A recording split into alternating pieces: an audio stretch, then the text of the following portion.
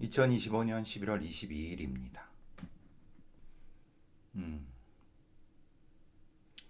오랜만에 좀 편한 잠을 잤다고 해야 될까요? 제가 늘 가져다니는 USB의 제일 앞자리에 있는 파일이 바로 신정동 1차 사건 파일이었습니다. 권모모 66세.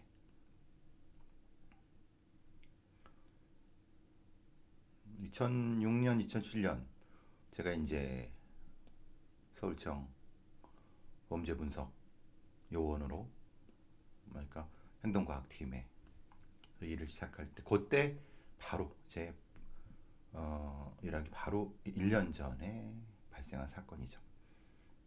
그러니까 정확히는 이제 저보다 먼저 실전에 투입됐던 사람들이 서울청에 범죄분석 일기들이 몇 명이 일하고 있었고, 저는 뭐 범죄분석 일기지만 이기들이랑 같이 일을 시작했기 때문에 제가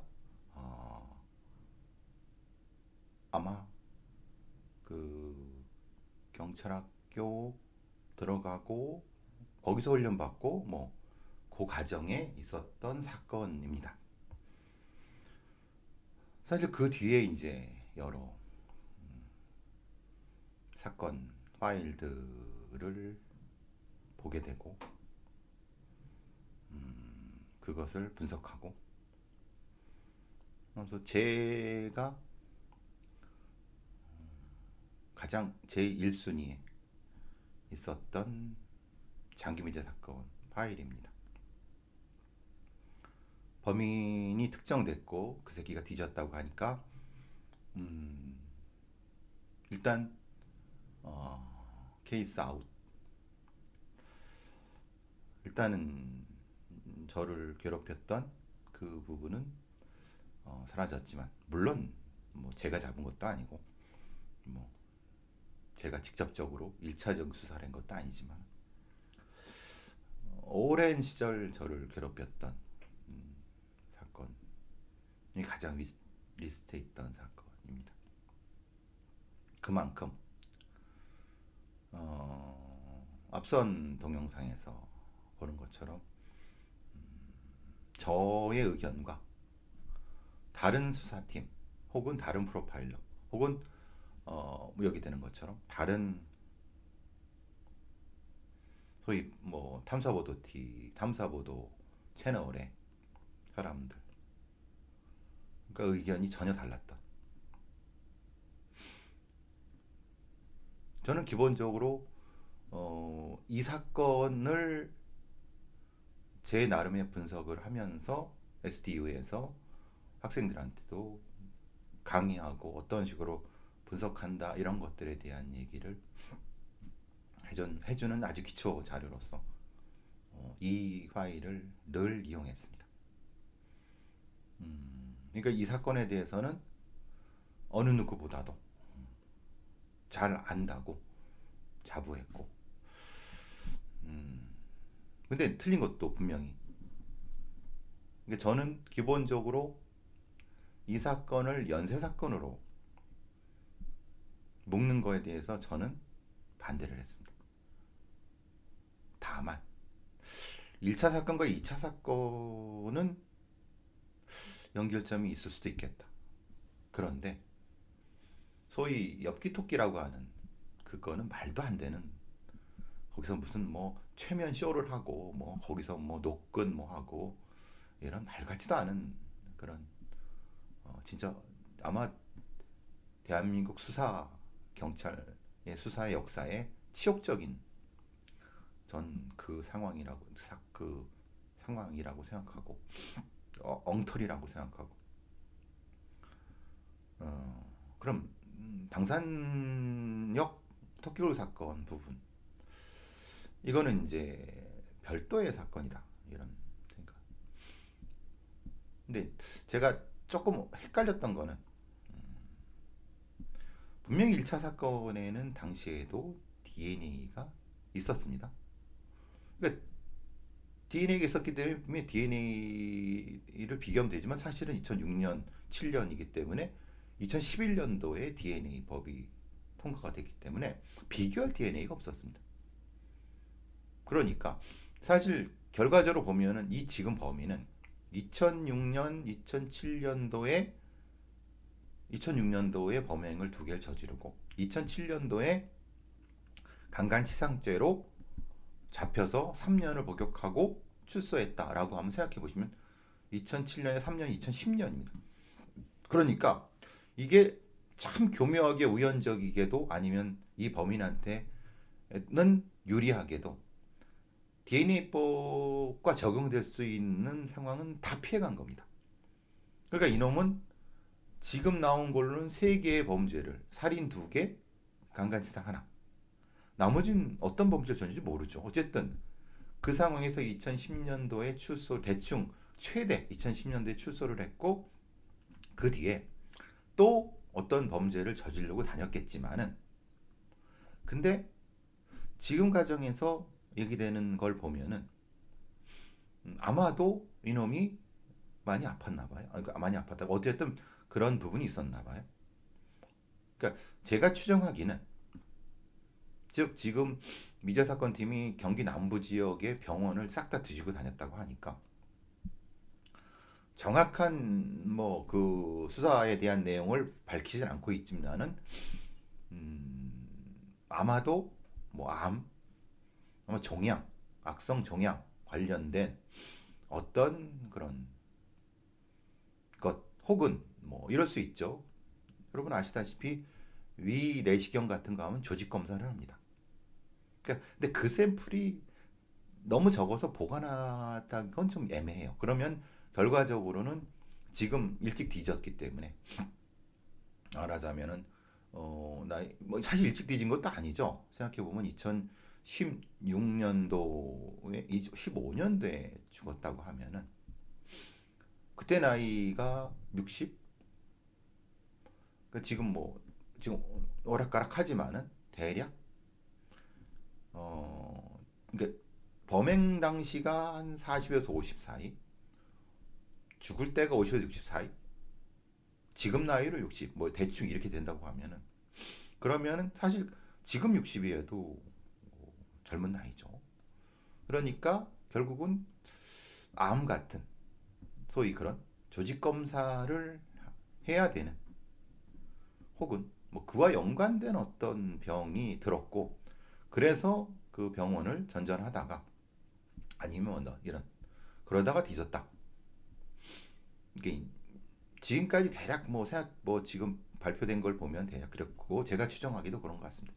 다만 경찰이 정확한 수사 방법을 얘기하지 않는 거는 혹시 이게 영장이라든가 아니면 뭐 이런 디테일한 부분에서 혹시 그런 부분이 있을까? 아마 그런 부분이 있지만 어쨌든 조직 샘플을 보관된 조직 샘플을 통해서 DNA를 확인했다고 하니까 그러니까 어떻게 확인했는가를 얘기하려면 당연히 그 얘기를 할 수밖에 없고 그럼 그건 어떻게 받았냐라고 하면 뭐 사실 죽은 사람이면 그 어떤 예를 들면 영장을 통해 받았을까 아니면 뭐 이런 논란이 될 수 있기 때문에 어쨌든 그 부분은 수사의 디테일한 기법이라고 하고 그건 다음에 논의하도록 하고 그러니까 실제로 이 상황에서는 이 범인에 대한 부분은 어, 아까 말씀드린 2010년도에 출소한 이후에 아마 병 때문에 다른 범죄는 하기 쉽지 않았을 것이다.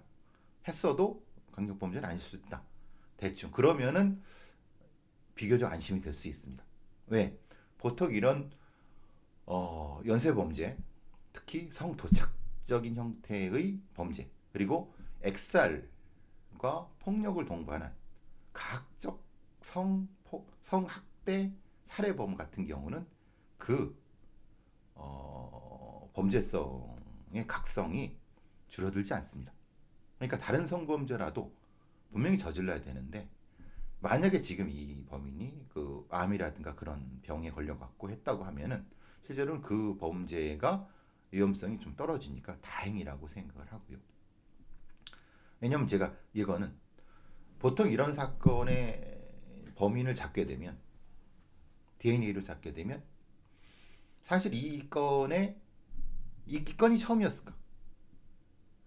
요 범죄로 인해서 1차 사건으로 인해서 시작된 건가? 아니면 그 이전에 있었나? 이렇게 따져봐야 되는 거예요. 연관성. 그러니까 우리가 연쇄살인범, 연쇄강간살인범과 소위 말하는 이런 범죄자를 그러니까 각성된 상태에서의 범죄인지 그게 각성의 요소인지 시작점인지를 분명히 분석을 해야지 앞뒤권을 할 수 있어요.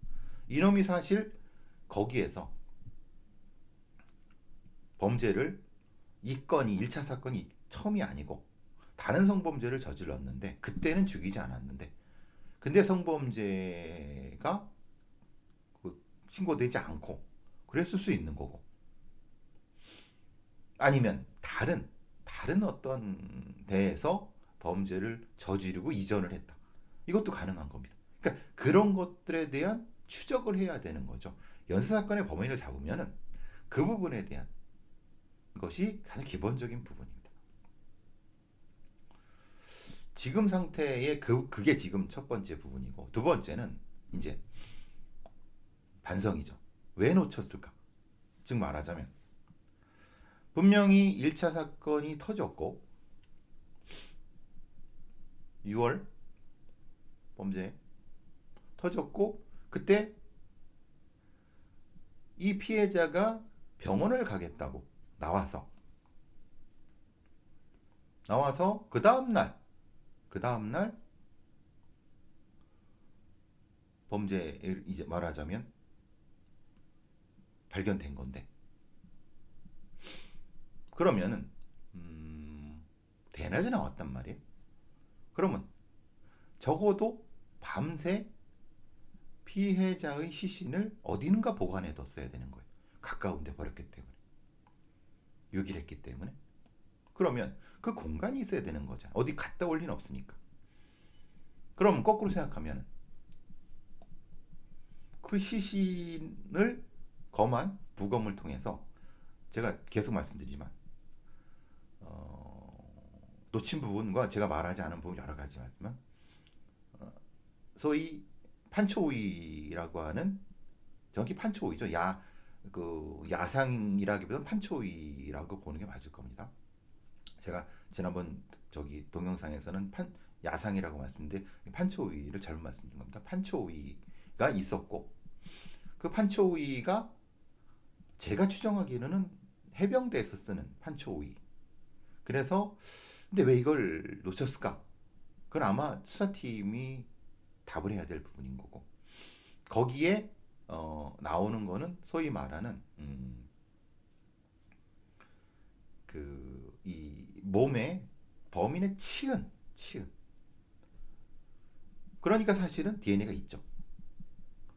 그러니까 속옷에도 있었다고 하는데 정확히 속옷에서 나온 건지 모르겠지만 어쨌든 DNA 확보한 건 맞습니다.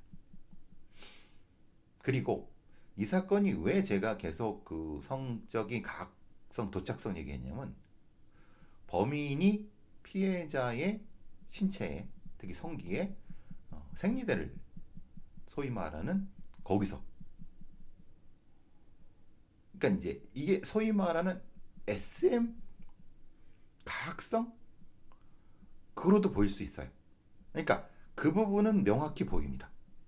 그리고 신체에 대한 거 그리고 폭력의 요소들 맨주먹으로 때리고 그리고 이것과 연결돼서 맨손으로 목을 액살 그러니까 이게 다른 어떤 흉기가 없이 이 상태로 했다고 하면 이건 매우 높은 형태의 성적 가학성을 의미를 합니다.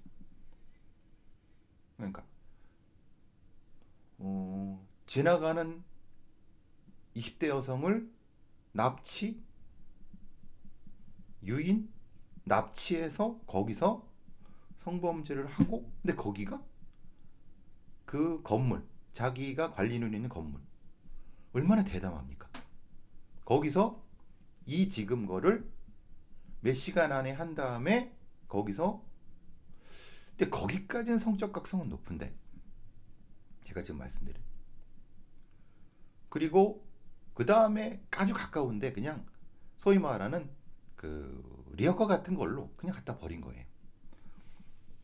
자, 이것만 생각해 보면 범인은 명확히 근처 사는 사람이고, 모래를 생각했을 때 당연하게도 근처에 그런 지하 공간이나 빈 공간이나 이런, 그럼 그 1km 반경을 벗어나지 못해요.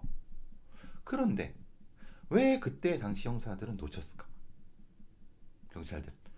그 다음에 제가 가장 그 뒤부터 계속 의문이 남았던 거는, 제가 그 사건의 어떤 관련자라고 자기가 담당했다고 이런 사람들한테 뭔가를 물어봐도 제가 하는 것보다 몰라요.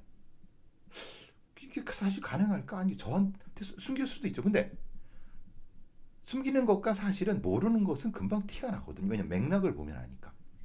그러니까 어떤 뭐 나중에 어떤 탐사보도 탐사 그 채널에서 그 담당 형사라고 여러 인터뷰도 하고 뭐 이런 걸 했는데 제가 하는 것보다 더 몰라요. 일부러 그랬나? 글쎄. 그러니까 그 사람은 사실은 처음부터 한 사람은 아니죠. 근데 작가들한테 저기 그 탐사보도 탐사 채널의 작가들한테는 자기가 이 사건을 처음부터 했다고 이렇게 하는, 내가 알긴 저 사람은 그 사람은 아닌데. 그러니까 이게 막 섞여 버리는 거예요. 그러니까 아닌데도 그렇다고 하는 이유가 있겠죠. 뭐 성과가에 눈이 멀었을 수도 있고, 그러니까 이건 뭐 중요한 건 아니지만 어쨌든 그러니까 진술과 증거들이 오염되는 형태가 되는 거예요. 그러니까 저는 이런 과정을 겪으면서 얘네들도 사실은 지들을 입으로 떠드는 애들은 저는 신뢰할 수 없다. 말하자면 자칭 자기가 수사했다는 경찰 애들도 모르는 애들고, 그러니까 그걸 솔직히 말하면 살인 사건도 수사를 제대로 못 해본 애들이, 안 해본 애들이 사실은 갖고 맨땅에서 이런 경우가 많거든요. 그러니까 그건 아니고. 그러니까 그래서 저는 그 뒤로부터는 제가 있는 자료, 제가 가지고 있는 제가 분석한 것만 기준으로 판단을 해왔습니다. 그때 가장 제가 의문 가졌던 거는, 분명한 거는 범인은 가까이 있다. 그리고 공간이 필요하다.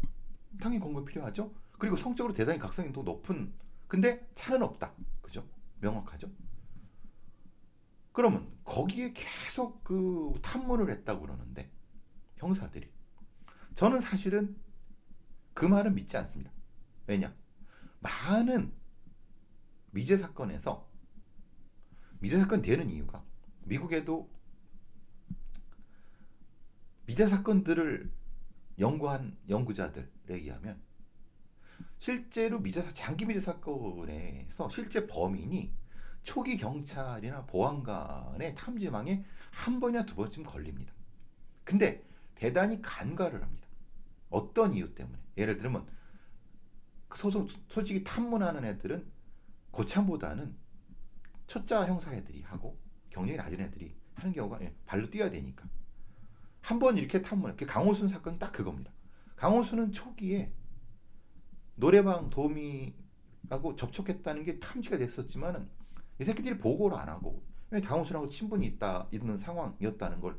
그래서 강 사장 뭐, 그러니까 그게 한번 탐문이 된 거는 업데이트가 되지 않습니다. 그럼 그걸 탐문한 애들을 징계를 때리거나 쟤네들을 혼내야 되는데 얘네들이 조금 지나면 고참이 되거든요. 그러니까 이렇게 그 사건에 관련된 애들은 자기가 한 거는 절대 틀릴 리가 없다는 맹신을 갖게 되고 망상적이죠. 사실 미제 사건을 접근할 때 가장 장애 요인은 뭐냐면, 그거를 담당했는데 미제로 빠졌는데 그래서 그 사람들은 다시 물어서 미제를 하는, 그 사건을 시작하는 거예요. 아시다시피 지금 이 사건은 전혀 다른 차원에서 10년이 지난 다음에 다른 사람이 다른 관점에서 수사를 한 겁니다. 지금 그래서 잡은 거예요. 만약에 기존에 있는 애들이, 그럼 뭐 기존에 있는 형사들은 다 그만두고 딴 데로 갔겠지만 계속 그 사람들을 말만 믿고 했다면 이거는 해결 못했을 수도 있어요. 왜냐면 이 초기에 했던 애들이 제대로 했는지 몰라요. 아시다시피 자기들은 다 제대로 했다 그러고 근데 그럼 실제로 평가해 보려고 그러면 방방 뜨고 막 난리치고 그럽니다. 왜 그걸 가지고 뭘 할 수가 없어요. 그러니까 저는 이 사건은 앞으로 미제 사건을 다루는데 어떤 시금성이 돼야 된다. 즉 초기 수사한 애들의 뭘 놓쳤는지를 거기서부터 검토해 갖고 그들을 뭐 징계하고 처벌하자는 게 아니라 되게 어떻게 보면 그 쉽게 풀릴 수 있는 사건이 무능과 부실과 아니면은 약간 어떤 경험 미숙에서 빠져는 나중에 그 아집 고집에 의해서 잘못을 인정하지 않고 하는 이런 부분에 있어서는 분명히 분명한 어떤 수사의 어떤 전환점이 돼야 된다는 거예요. 제가 계속 이 사건에 의문을 가졌던 건 처음에 그리고 그 초기 사건을 수사한 사람들의 말을 신뢰하지 않았던 것도 그거예요. 경찰 기록도 신뢰하지 않았던 건 뭐 물론 일부지만은 왜냐 분명히 탐문을 다 했대요. 관련된 사람이 참 그렇대.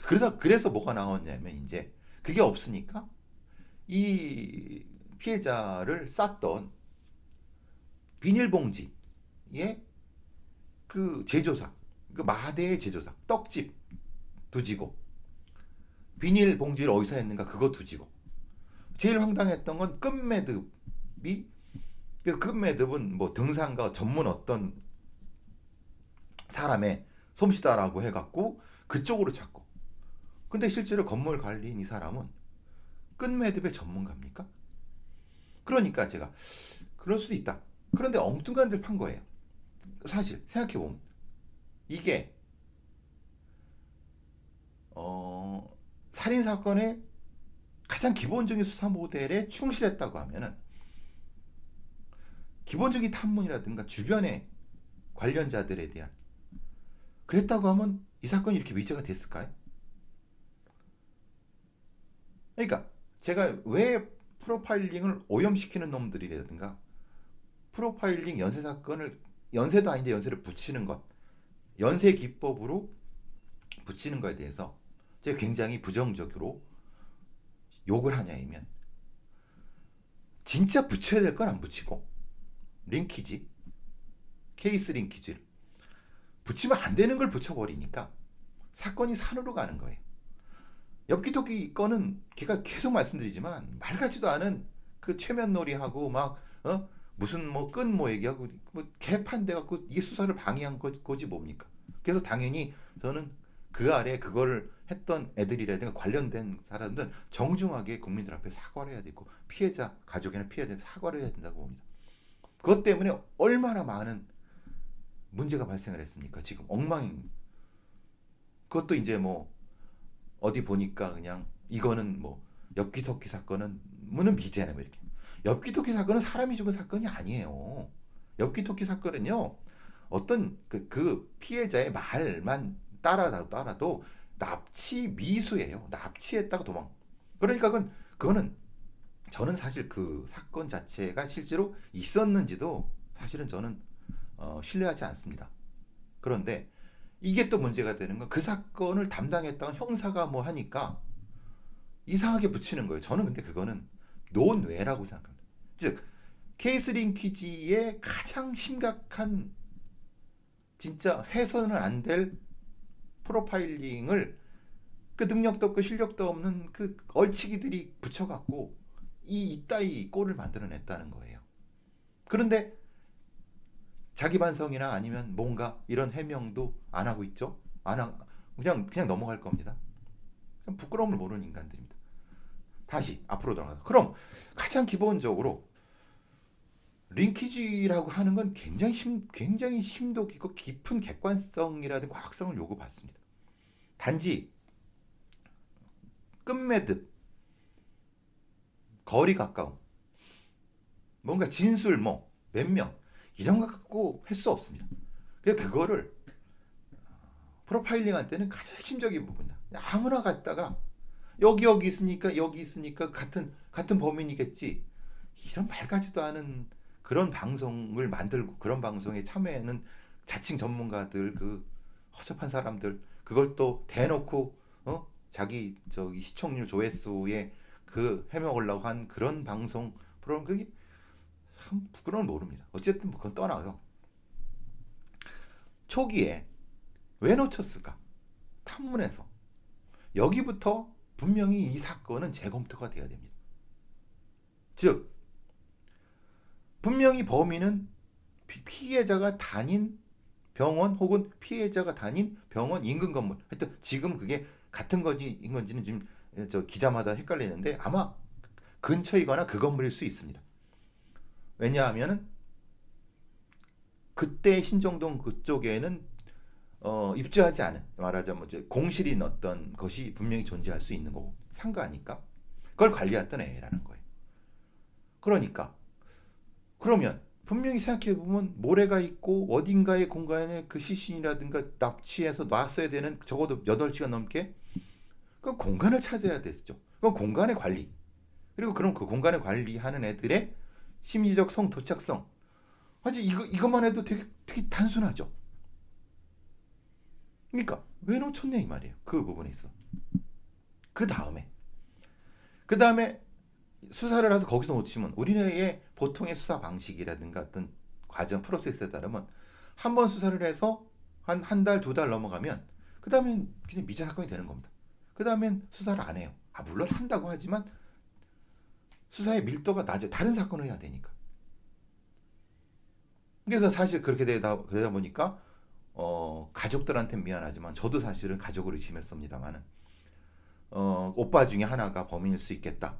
근데 그건 넌센스라는 거는 DNA가 나왔기 때문에 DNA만 비교하면 되거든요. 그런데 실제로는 그래서 아니고. 그러면 그러니까 결국은 1차 사건은 범인의 DNA가 있고 가족은 아니라는 건 명확해. 근데 그 과정에서 2차 사건이 터진 거예요.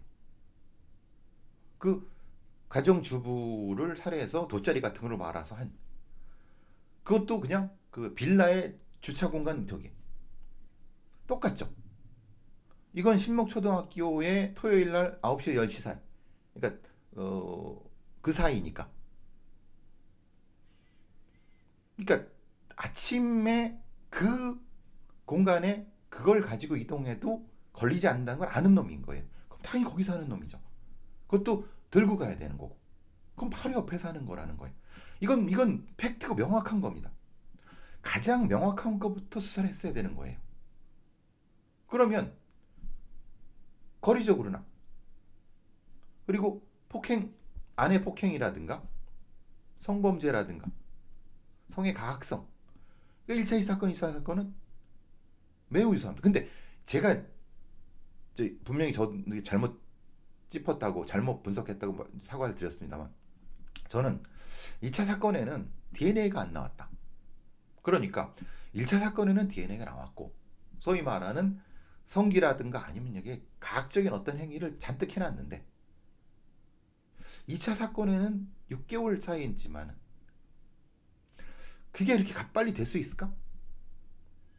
그리고 나중에 지금 뭐 DNA가 노끈에서 나왔다고 하지만 이거는 사실은 그럼 아닐 수 있다. 혹시 그러면 대단히 미안합니다만 저는 그러면 혹시 모방범죄, 그러니까 그 2차 사건의 피해자의 남편에 의한 가정폭력의 범죄일 가능성을 저는 더 높게 봤습니다. 지금은 사실은 제가 틀린 거죠. 그 부분에 대해서는 제가 뭐 심적으로나마 그 피해자의 남편분한테 사실은 대단히 미안한 마음을 갖고 있습니다. 물론 이거는 제가 바깥으로 어떤 뭐 강연이나 이런 데서 얘기한 건 아닙니다. 그건 저 혼자 아주 가까운 이 방송 만드는 사람 몇몇한테만 얘기한 거니까 발설하진 않았습니다. 그냥 몇몇만 그 얘기한 거니까. 근데 그래서 2차 사건은 좀, 그러니까 왜 제가 그런 얘기를 생각을 했냐면 그 뒤에 연쇄범죄라고 하면 그 뒤에 뭔가 더 있어야 되잖아요. 하나 두 개 있어. 없었단 말이에요. 그러니까 두 건만 하는 연쇄범죄가 있었나? 근데 사실은 그게 아니었죠. 왜냐하면 그 뒤에 3차 범죄라고 하는 강간치상죄로 감옥에 들어간 거였죠. 그러니까 이 범인은 그 공간을 이전해서 다른 데 가서 범죄에다가 감옥에 간 거니까 연쇄성은 계속 있었던 거죠. 살인만 안 했을 뿐이지. 근데 이런 와중에 이게 두 개가 같아지니까 뭐가 오냐면 이게 연쇄범죄라고 하는 틀로 바뀌어 버리는 거예요. 그러면 연쇄범죄라는 틀을 우리가 쓸 때 제일 중요한 거는 기본 살인 사건에 충실하고 그리고 연쇄의 성 프로파일링에 대한 부분을 해야 되는데 사건이 한 건, 두 건 연쇄성으로 파악되면 기본적인 어떤 것을 하는 것보다 소위 말하는 프로파일이라는 것의 중심을 강조를 합니다. 특히 이게 2006년도 소위 서울청의 범죄분석팀이 만들어지고 뭐 행동과학팀이 만들어지고 뭔가 이거는 이렇게 해야 된다라고 하는 굉장히 강박 같은 것이 있어갖고 기본적인 살인 사건의 기본적인 기본 매뉴얼을 빠뜨렸다는 생각을 저는 합니다. 그러니까 분명히 이건 살인 사건이죠. 살인 사건이 이거 연쇄 살인 사건인 거예요. 그럼 살인 사건 수사가 기본이 돼야 되죠. 그러니까 2차 사건 부분에서 놓친 게 그거죠. 그러니까 대단히 뭐가 링키 프로파일링의 어떤 MO 시그니처 이런 얘기를 하면서 둘 사이에 시그니처 MO 이걸 찾아야 된다고 하는데 이게 범인의 각성도에 따라서 이게 안 나타나거나 사실 나타나는 거였어요. 왜냐하면 맨손으로. 그리고 두 번째는 성적 각성은 덜하지만 그래도 각성이 존재했다. 그런데 유기 방식. 그러니까 진짜 강조돼야 될 것과 프로파일링, 사실 프로파일링에 거의 서울청 행동과학팀의 거기 있는 요원들이 경험을 쌓고 뭔가 해보기도 전에 발생한 거예요. 그러니까 제대로 된 걸 못했죠. 그러니까 여기도 그렇게 못했고 그걸 진짜 담당한 애들, 형사 애들도 기본을 다 놓치고 이 사건이 미제 사건이 된 이유가 바로 이런 겁니다. 이거를 반성해야 되는 거예요. 뭘 놓쳤는가? 그리고 뭐를 강조했는가? 그래서 이게 막아지는 이유가 뭔가? 사실 그 뒤에는 이제 뒤에 말씀드린 당산역 토끼굴 사건이 터지면서 그 뒤 한 1년 뒤에 이거는 이제 연쇄 프레임으로 넘어가 버린 거죠. 근데 연쇄 프레임으로 넘어가 버리니까 근데 이상한 건 당산역 토끼굴 사건 같은 경우는 앞에 거는 다 포장을 하고 뭔가 이렇게 근처에 갖다 버렸지만 이거는 수로 사람이 접근하기 어려운데 차로 가게 할 수 없는데 그리고 옷이 완전히 벗겨진 그리고 또 하나는 하루 꼬박 무엇인가를 감금해 놨거나 아니면 시세고기 놨거나 두 명의 목격자인 범인 2명 거기다가 사후자상 물론 거기에 그 성기내의 어떤 가학행위 이러니까 정작 살인사건의 중심이 아니라 프로파일링이라는 것의 중심이 돼갖고 놓쳐버리는 이게 그래서 제가 이 사건이 굉장히 우리나라 프로파일링 혹은 살인사건 수사에서 굉장히 교훈을 얻어야 된다는 게 이겁니다. 지금 당산역 그 토끼굴 사건은 아직 미제 사건입니다.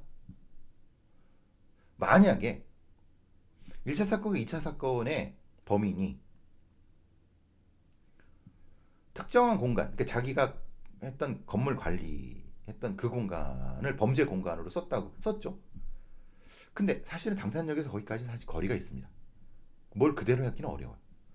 어떤 유인하거나 납치하는 도구라든가 어떤 어떤 그게 필요하거든요. 그러니까 그래서 좀 아니지만 그리고 또 실제로는 이 당산역 토끼굴 사건도 DNA가 있기 때문에 그리고 방식 자체가 사후자상이고 아예 전혀 다르거든요. 그렇지만은 앞에 거를 명확히 해야지 뒤에 것이 풀릴 수 있다고 저는 생각합니다. 요 와중에 쉽게 말하면은 이상한 탐사보도 채널이 붙어갖고 근데 그때까지는 뭐 이렇게 뭐 대충 했습니다. 근데 갑자기 엽기토끼라는 걸 해갖고 사건을 산으로 보내버린 거예요. 이게 1, 2, 3차, 4차다. 여러분 그 탐사 보도 채널 그 유명한 거기 보십시오. 그 TV에도 많이 나오시는 분, 국회의원 되셨던 분, 그분하고 어느 학교 교수 여자분 거기 도로 다니면서 1, 3차 사건 막 그것도 하고 막 그랬어요. 이게 어떻게 연결되는지 쫙 했어요. 그럼 어떻게 해명하실 겁니까? 그 두 분. 그리고 그걸 제작했던 그 PD 제작자들은 거기다 해명을 하세요. 아니면 잘못해서 사과를 하시든가 아니면 뭐 사과까지는 아니어도 뭔가 오류가 있었다는 변명이라도 해야 됩니다. 제가 보기엔 엽기토끼 사건의 납치 그 건은 말 같지도 않은 이게 사람의 인지의 왜곡이거나 이게 실제로 그 사건이 있었다고 쳐도 1차, 2차 사건과 당사자 사건을 붙이는 건 너무 무리한 겁니다. 그거는 거기에 대한 분명한 해명이 필요할 거라고 생각하고 어쨌든 사실 이거 떠나갔고 다시 앞으로 가서 지금 이 범인을 잡은 수사팀들은 어떻게 보면 1차 사건의 수사를 했던 사람들이 놓친 거를 기본에 충실해서 했지만 진짜 밑바닥부터 맨몸 부딪혀서 한 것 같아요. 그건 진짜 경의를 보내고 박수를 보냅니다. 왜냐? 기본적으로 모래, 공간, 거기 있던 사람, 명단, 누구누구, 관리인, 아니면 거기에 상주했던 누구 이런 사람을 천몇 명 해서 하나씩 지어간 거잖아요. 그리고 이제 그 뒤에 범죄가 없었으면 사실은 감옥에 있거나 아니면 그런 거 하나씩 따져갖고 근데 어떻게 범인을 죽었다고 하면 그 아이디어는 그때 그 건물 관리인이 어떻게 아팠다라는 그런 아이디어가 왔으면 그 아팠으면 병원 다녔겠네. 그럼 그 주소지 찾아가서 주소지 근처에 병원을 해서 물어서 이 사람이 이렇게 그럼 조직 이렇게 그리고 2020년도에 확보한 DNA 그러니까 2차 사건 노건에서의 DNA 그러니까 DNA 기술이 상당히 도움이 된 건 맞습니다. 그런데 생각해보면 이거는 DNA 기술이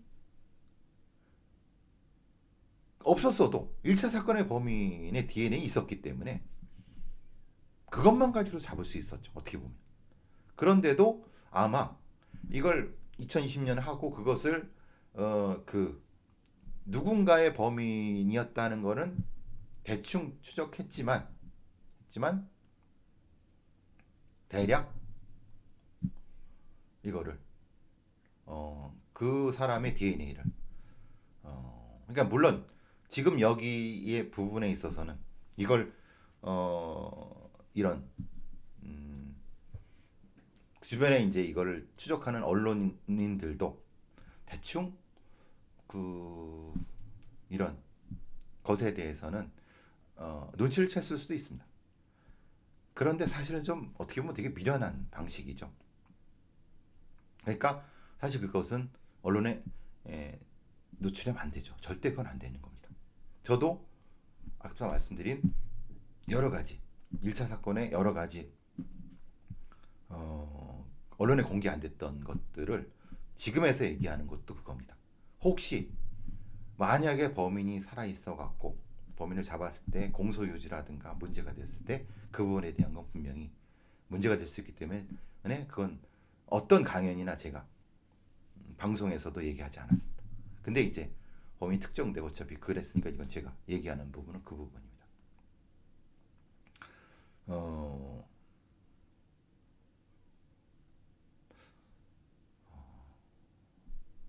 시간이 지나고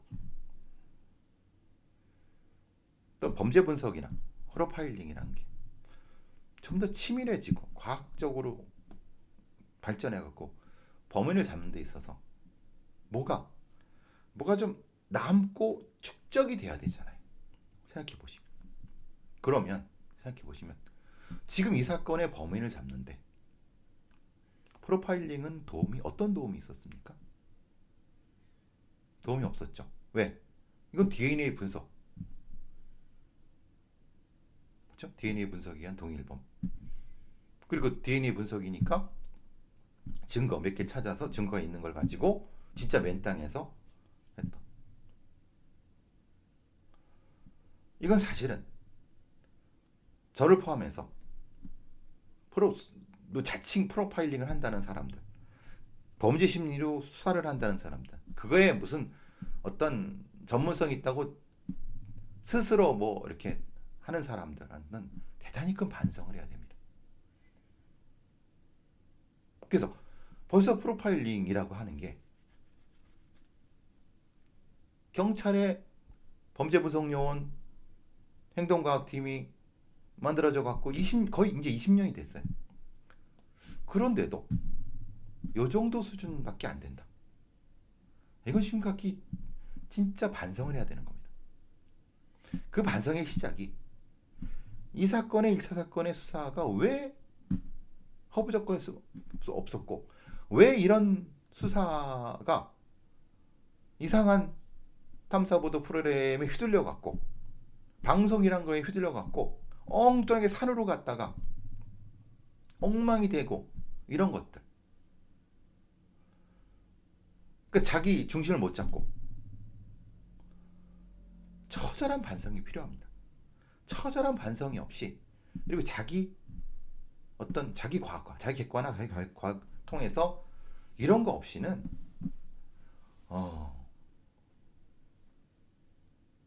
경찰 다른 수사하는 경찰들 아니 다른 이 영역에 있는 소위 말하는 경찰들 아니면 보통의 어떤 언론인들 아니면 일반 시민들한테 신뢰를 못 받습니다. 손가락질만 받는 거예요. 뭐 엉뚱한 걸 가지고 무슨 뭐 프로파일링이라고 하고 무슨 엉뚱하게 무슨 최면 뭐 일합시고 하고 뭐 엉뚱하게 저 무슨 쇼하는 것도 아니고 정작 범인은 DNA로 잡았고 어떻게 할 겁니까? 진짜 처절한 반성을 해야 됩니다. 아예 할 생각도 없고 그러면 아예 문 닫고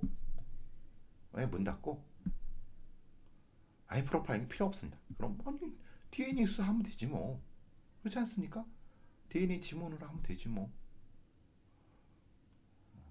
하여튼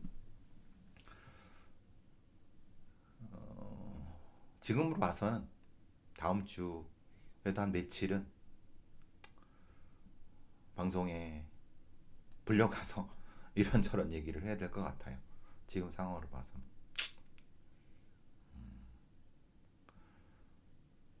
저는 더 심하게 우울할 겁니다. 저를 포함해서. 저를 욕하셔도 상관없습니다. 그걸 통해서 프로파일링 범죄 분석이라고 하는 정확히 말하면 이것만이 아니라 대한민국의 수사 수준이 겉으로 광고 떠들어대는 방송에 나가서 떠들어대는 그런 그 수사가 아니야. 말장난이 아니라 진짜 치밀하고 진짜 과학적이고 객관적으로 누구도 인정받을 수 있는 법정에 가서 당당하게 증거를 얘기할 수 있는 그렇게 되기를 바랍니다. 저가 아니라도 누구라도 그래야지 떳떳한 거 아닙니까? 피해자한테, 피해자 가족한테, 시민한테, 국민한테 적어도 이 영역에 있다고 하면 하여튼 조금 더 뭐 변화되는 거 있으면 다시 또 업데이트 해드리도록 하겠습니다.